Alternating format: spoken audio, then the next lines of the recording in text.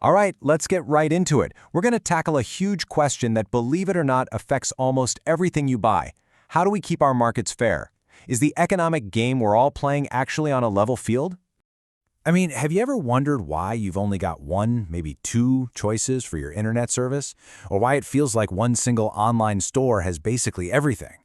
Well, that's not just a coincidence. It all comes down to the structure of the market, and more importantly, the rules that are supposed to govern that game. So let's think about it like a sports league. For any game to be fair, you've got to have rules, and you need a ref to enforce them, right? You can't just let one team become so powerful that nobody else even has a shot at competing. And believe it or not, economics works in pretty much the exact same way.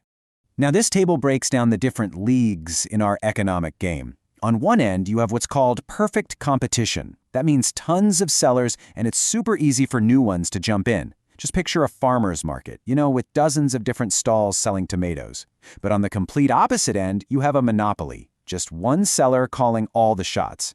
And somewhere in the middle is an oligopoly, where just a handful of big players control the whole field. And this difference is absolutely crucial. In a really competitive market, it's the market itself that sets the price. You, the customer, actually have some power. No single farmer can just decide that tomatoes now cost $100. But in a monopoly, that one seller can pretty much set whatever price they want. And that's the core fight for regulators. They're trying to keep things as close to that competitive, fair ideal as possible.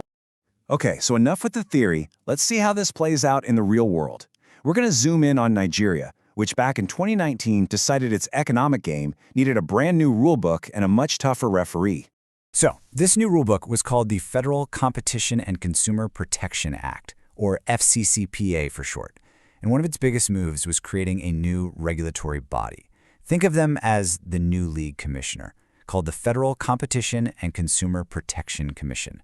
Their whole job, keep the market competitive and protect people like you and me from any unfair plays. So what was this new ref looking for exactly? Well, this slide lays it out. They're on the lookout for monopolies, trying to stop huge companies from just crushing their smaller competitors, and cracking down on sneaky stuff like price fixing.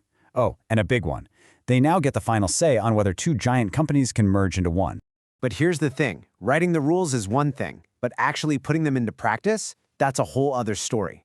This quote points out a massive hiccup. The new law put a new ref in charge of mergers, but the ref wasn't on the field yet. It created this gap, a lacuna, where for a little while nobody was actually overseeing these huge business deals. It just goes to show how messy this stuff can be in the real world. Okay, so if you're that referee, how do you actually know when a team is getting too powerful?